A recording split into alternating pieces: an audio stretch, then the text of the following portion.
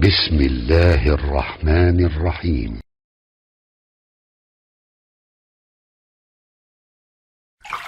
Satu, sedekahun jariyah, yaitu amal kebaikan yang pahalanya terus mengalir. Sedekah jariyah. Ingat, bukan amal jariyah ya, tapi sedekah jariyah. Baik, redaksi hadisnya sedekah bukan amal. Amal itu bentuk tunggal, mufrad, jamaknya a'mal. Jadi kalau amal itu pasangannya dengan jari, a'mal baru jariyah. Yang kedua, amal itu umum. Ada amal saleh, ada amal sayyi. Ada yang baik, ada yang buruk. Tapi kalau sudah sedekah, itu artinya kebaikan saja. Di semua kebaikan, amal-amal baik itu disebut dengan sedekah. Disebut dengan amal saleh. Tapi kalau sudah kemudian terbagi pada dua bagian pada yang buruknya, maka disebut dengan sayyi namanya. Paham ya? Jadi redaksi hadisnya sedekah jariyah. Nah, kalau Anda misal punya sesuatu yang ingin diniatkan sebagai bagian dari ladang pahala akhirat kita, maka Anda harus cerdas memilih. Apa kiranya amalan yang saat saya kerjakan, pahalanya tetap mengalir sekalipun saya meninggal dunia. Maka Nabi memberikan rumus namanya sedekah jariyah. Dibagi dua. Ada sedekah tsabitah. Sedekah tsabitah itu kebaikan yang saat dikerjakan, pahalanya datang pada saat itu, tapi terputus seketika. Di saat kita meninggal, dia nggak datang lagi. Ada yang jariyah. Jariyah itu mengalir. Dari kata jara yajri, terus datang. Jadi kalaupun kita meninggal, pahalanya terus mengalir. Contoh, Anda punya uang 50.000. Misal, Anda belikan makanan, kemudian Anda berikan pada si fulan. Atau Anda berikan langsung uangnya pada si fulan. Kemudian orang itu makan dari situ, ada tenaga bagi dirinya. Ketika dia gunakan tenaga itu untuk berbuat baik, misal dia salat, misal kemudian dia baca Al-Quran dan sebagainya, Anda dapat bagian dari pahalanya. Sepanjang tenaga itu masih dihasilkan dari bahan yang berasal dari Anda. Dari uang Anda. Kalau Anda berikan misalnya uang, dia pakai pakaian. Pakaiannya dia gunakan untuk menutup aurat. Ya kan? Atau misalnya pakaian dia gunakan untuk salat. Maka sepanjang digunakan, Anda dapat pahalanya. Tapi kemudian, kalau tenaga itu sudah hilang, atau pakaian itu kemudian rusak, dia buang, maka tidak mengalir lagi bagi Anda. Selesai sampai di situ. Modal yang sama. Yang pertama tadi disebut dengan sedekah tsabitah. Tsabitah, tetap sampai situ. Mauqufah, selesai.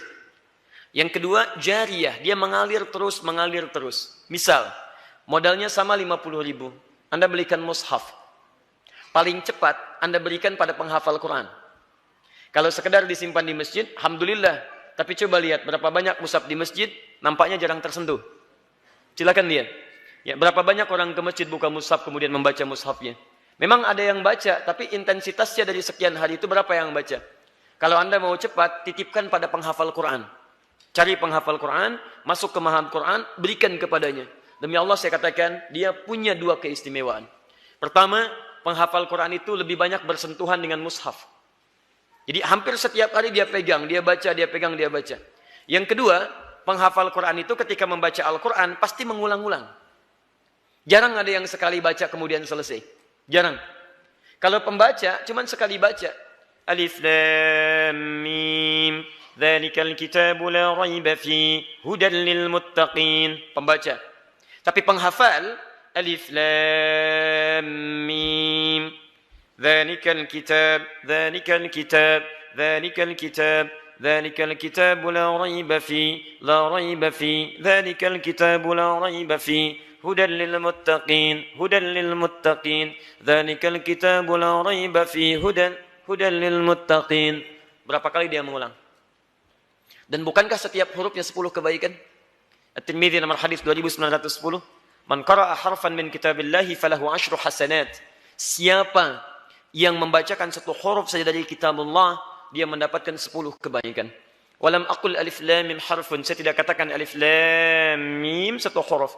Walakin alifun harfun, lamun harfun, mimun harfun. Walikulli harfin 10 hasanat. Tapi alifnya satu huruf, lamnya satu huruf, mimnya satu huruf. Setiap hurufnya 10 kebaikan. Dan berita baiknya, karena mushafnya berasal dari ikhtiar Anda, maka berlaku hadis Muslim nomor hadis 1893.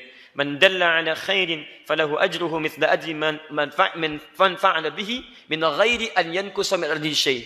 Siapa yang memfasilitasi pada kebaikan, man dalla ala khairin falahu ajruhu misla ajri fa'ili, maka dia mendapatkan pahala seperti orang mengerjakannya. Min ghairi an yankusa, tanpa dikurangi, ya, tanpa dikurangi min ajrihi syai', sedikit pun dari pahalanya. Di sama persis. Jadi kalau dia baca sehuruf, Anda dapat bagian pahala sehurufnya. Bisa nggak Anda bayangkan, modal 50.000 diberikan pada para penghafal Quran. Baca, baca, baca. Begitu dia hafal, mempraktekkan hafalannya, Anda dapat pahala juga. Karena dia menghafalkan itu dari wasilah mushaf Anda. Kemudian yang paling menarik, sudah dia hafal, dia pinjamkan mushafnya pada yang lain. Ayo silakan baca. Modalnya sama, 50.000, tapi terus mengalir, mengalir, mengalir. Paham di sini? Taib, itu sedekah jariyah. Kedua, waladin salihin yad'u lahu. Anak yang saleh yang mendoakan kedua orang tuanya. Yang ketiga, ilmin yuntafa'u bihi. Ini ada kaitan dengan ini. Ilmu yang diajarkan dan ada manfaat dalam kehidupan. Maka tatkala guru ini mengajarkan dengan penuh keikhlasan, bermanfaat ilmunya, maka setiap murid yang mengamalkan, Masya Allah, berapa tuh limpahan pahala bagi guru-gurunya. Ini bagian pertama. Di tugas guru, itu hanya mengajarkan kewajibannya, kemudian dengan ikhlas dia sampaikan. Hak dia mendapatkan penghormatan, ingat, penghormatan dari muridnya. Kemudian mendapatkan pahala dan balasan dari Allah Subhanahu wa Ta'ala. Pahala dari Allah dan penghormatan dari murid itu bergantung bagaimana keikhlasan dan sikap guru dalam mengajarnya. Karena itulah Imam An-Nawawi membuat kitab namanya At-Tibyan fi Adab Hamalatil Quran. Di kitab itu diterangkan bagaimana menjadi guru yang baik plus murid yang baik. Apa di antaranya? Ada akhlak sebagai seorang guru. Akhlak sebagai seorang guru. Banyak Pak, Bu. Pertama, akhlak kepada Allah. Bagaimana mengikhlaskan hatinya. Dia pelajari dulu nih. Pilihan dia untuk mengajar. Maka begini cara pencarian ilmunya. Muncul Quran surah 96 ayat 1-5. Pemahamannya di Quran surah 9 ayat 122. Dalam memahami itu tetap menjaga peningkatan iman dan ilmunya hanya karena Allah. Quran surah 58 ayat ke-11. Dari situ dia hadirkan rasa takut kepada Allah. Sehingga apa yang ia sampaikan tidak mesti kemudian sembarangan dia sampaikan, tapi dipastikan Allah ridho dengan penyampaiannya. Quran surah ke-35 ayat 29. Kalau itu sudah disampaikan, pahala Allah berikan. Kemudian akhlak terhadap murid pun ada. Apa di antaranya? Banyak. Mendoakan murid supaya apa yang disampaikan itu meresap dalam jiwanya. Yang kedua, dia berusaha memberikan keringanan kepada murid. Jadi tidak pernah ada guru-guru yang baik meminta tarif misalnya kemudian dalam dakwahnya.